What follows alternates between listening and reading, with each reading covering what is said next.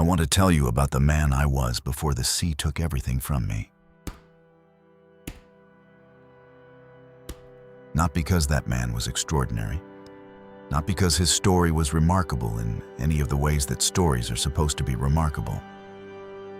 I want to tell you about him because you need to understand what the sea consumed before you can understand what the sea gave back. I grew up watching the ocean from a cliff top above a town whose name I will not give you. It doesn't matter.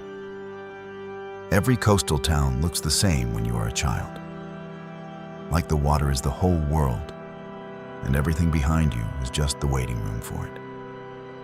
My father was a merchant sailor, his father before him, his father before that.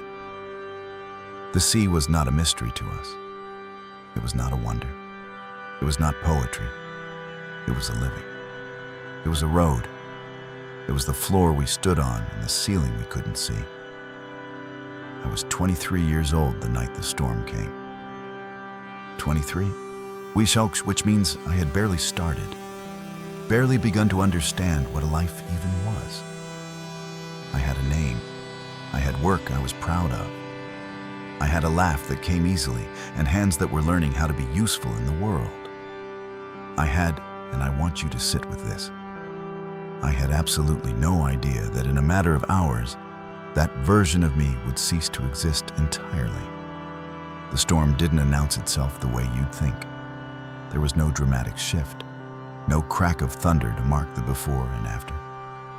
The water just changed color, from that deep, honest blue to something greener, sicker, like the ocean was holding its breath and deciding something.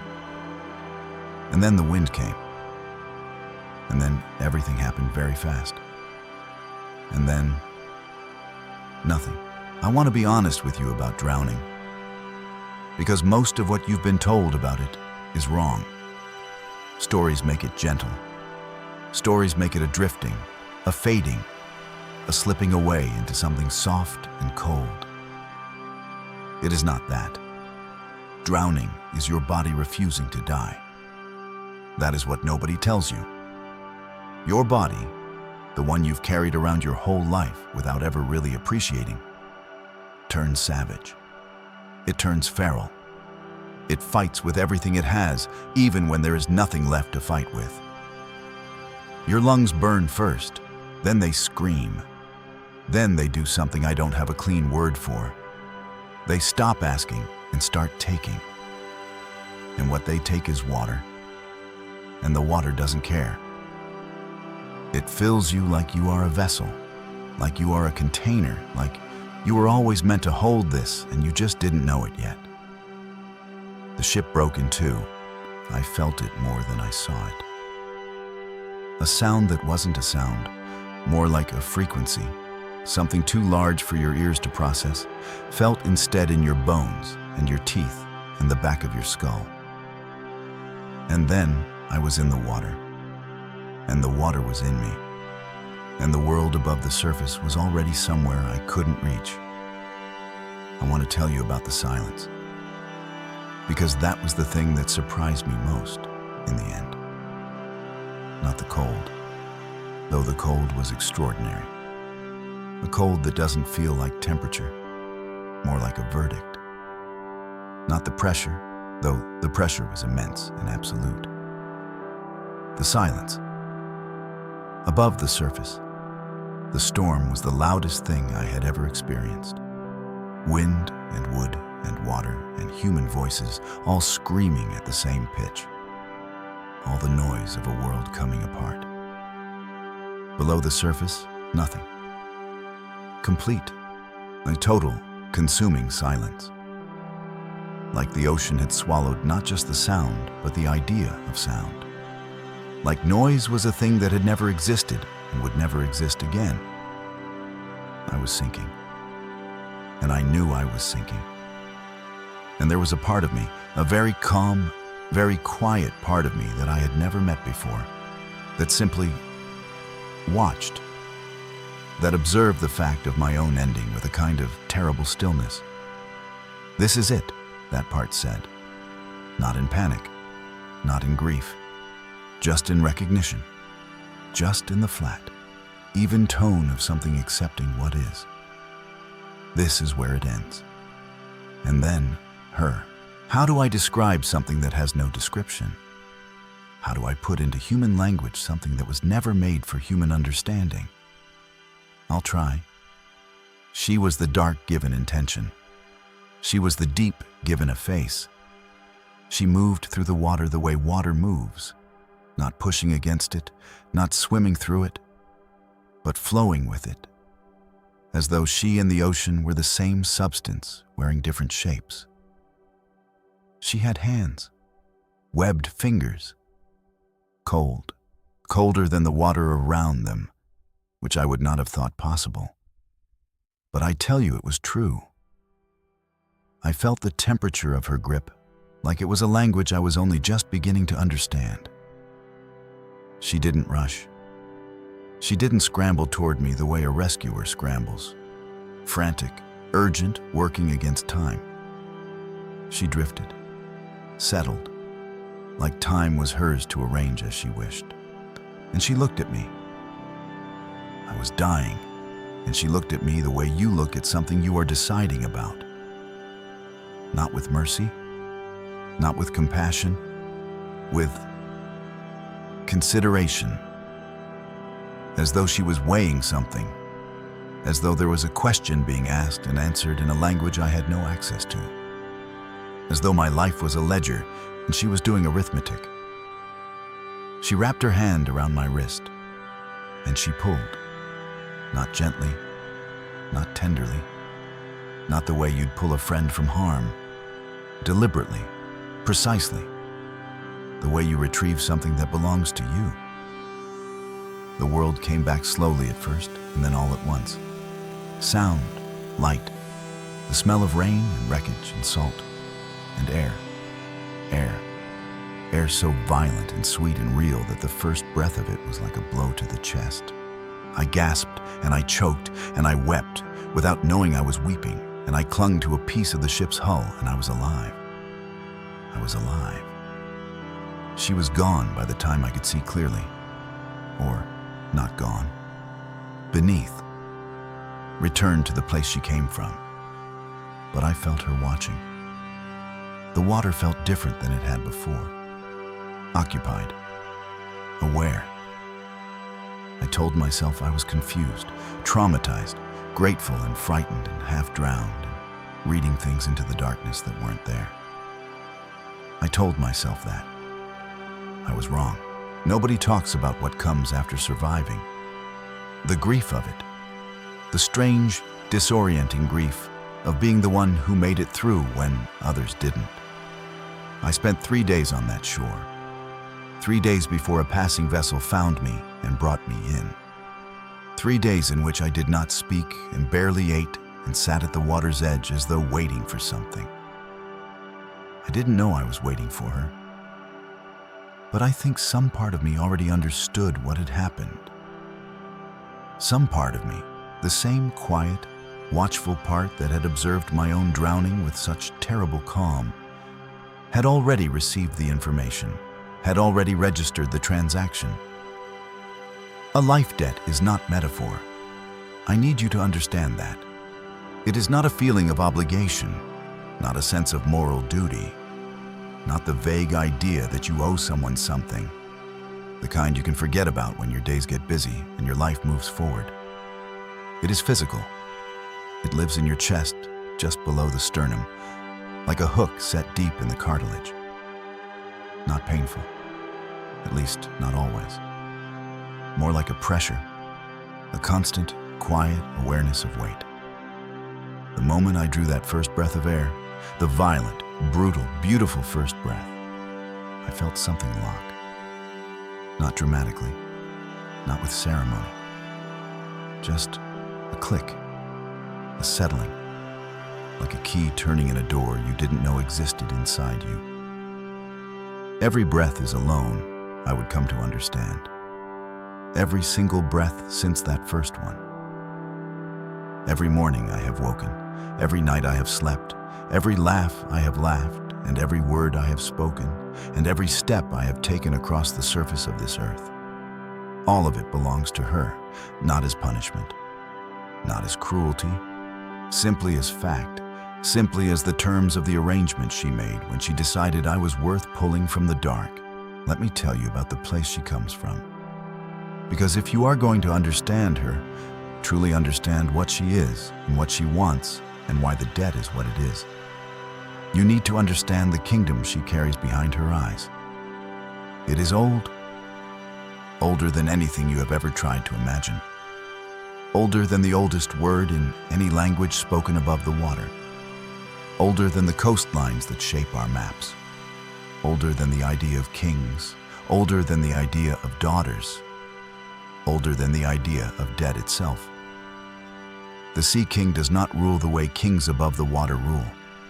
There are no battles for his throne, no politics, no succession crisis that keeps the court awake at night. He simply is. He has always been. He will always be. He is the ocean's memory given form. Every ship ever lost, every sailor ever taken, every creature ever born or died in those depths. He knows all of it. He holds all of it. He is made of all of it. And his daughter. His daughter is something else entirely. She is not kind. I want to be clear about that. I have had years to examine what she is, and I have never found kindness in her. Not as humans use the word anyway.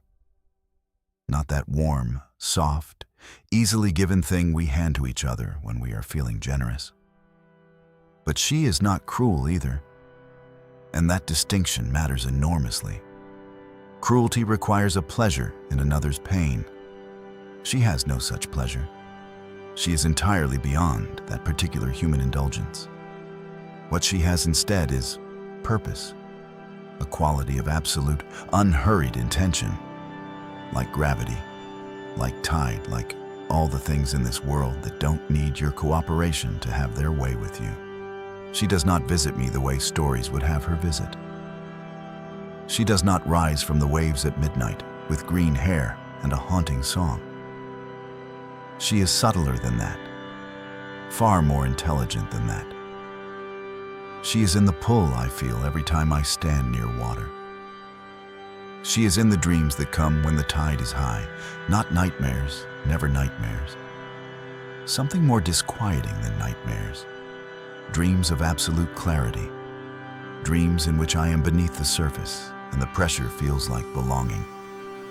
She is in the way my body remembers the cold of her grip. The way my wrist still carries, on certain mornings, a sensation I cannot explain to you. A warmth that is also a weight. A reminder, delivered without words, that the arrangement persists. I have tried to leave the sea. I want you to know that. I want you to know that I am not a man who accepted this quietly. I am not a man who lay down in front of his fate without first making it prove itself to him. I went inland once, 50 miles, 100 miles, far enough that I couldn't smell the salt on the air, far enough that the sound of waves was something I had to reconstruct from memory. I stayed for 4 months. Those 4 months were the longest of my life. Not because I missed the sea. I want to be careful here. It wasn't longing, exactly. It wasn't homesickness in any form I could name or explain. It was more like trying to breathe through cloth. A gradual, persistent suffocation. Not dramatic, not sudden. Just the daily, accumulating evidence that something essential was being withheld. That I was attempting to live in a world that had quietly but firmly declined to include me.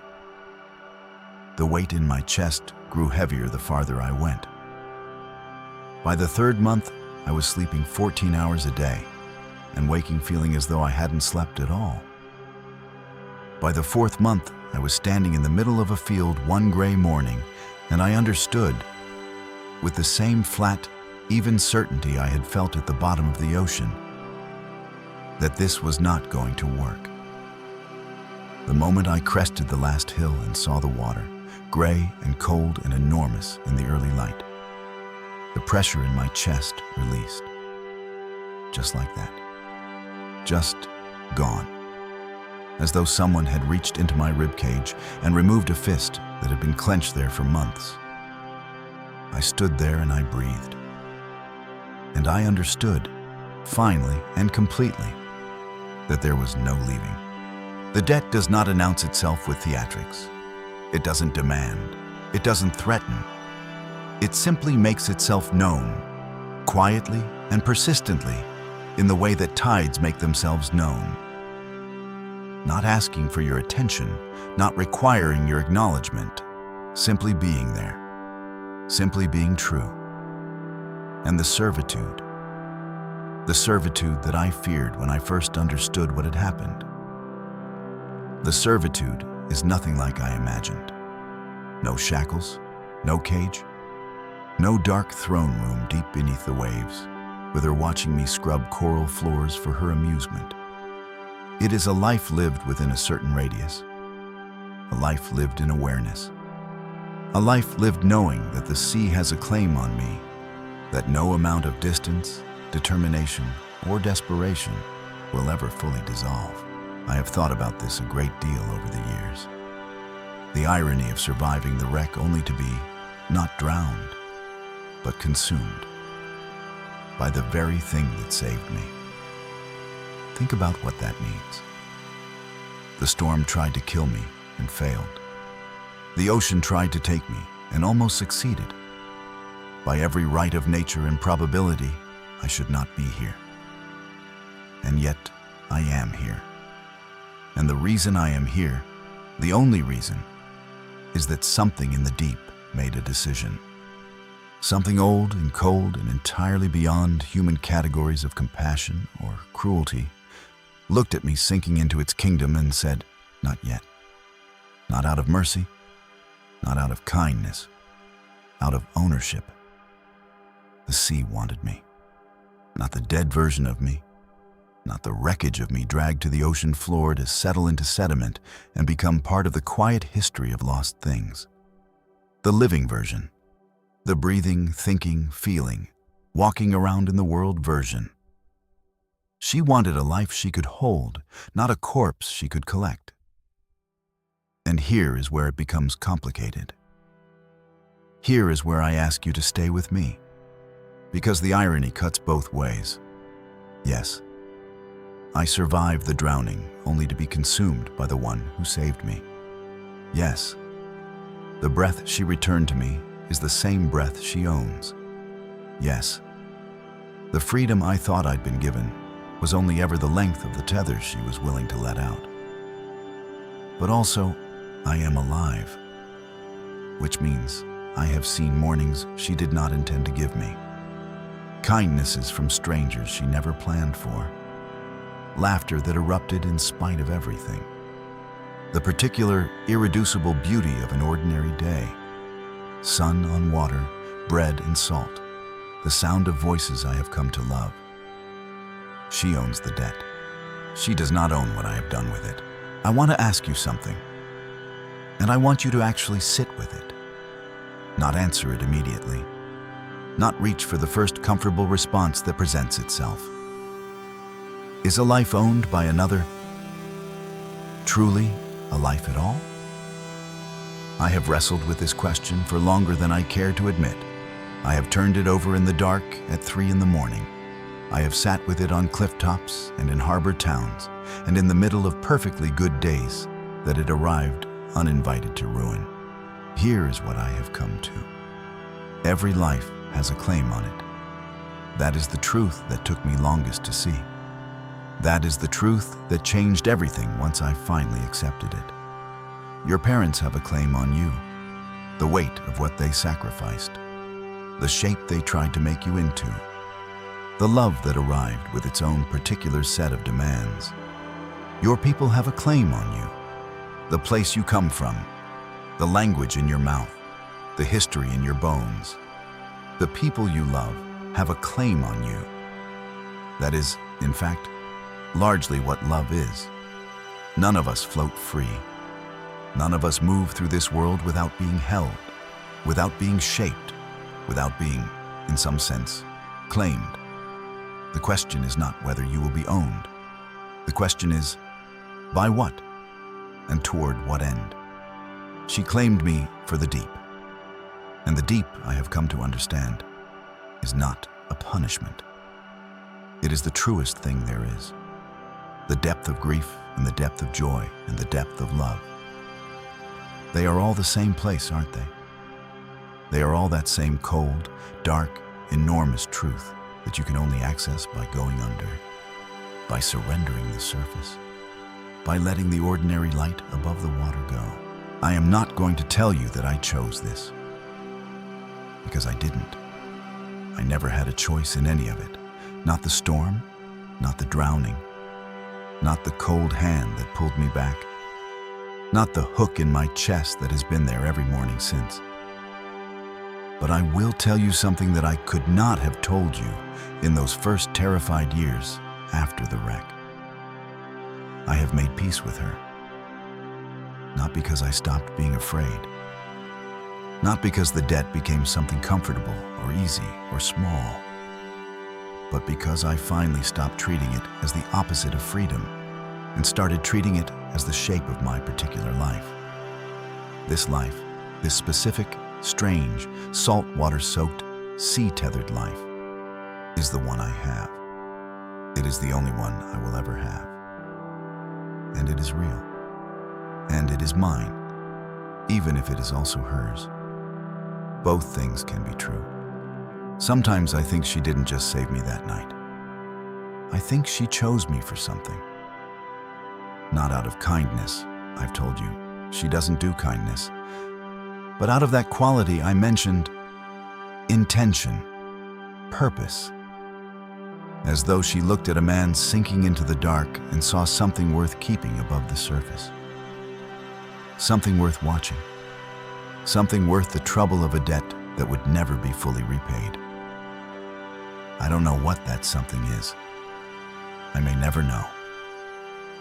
But I breathe in, and I breathe out.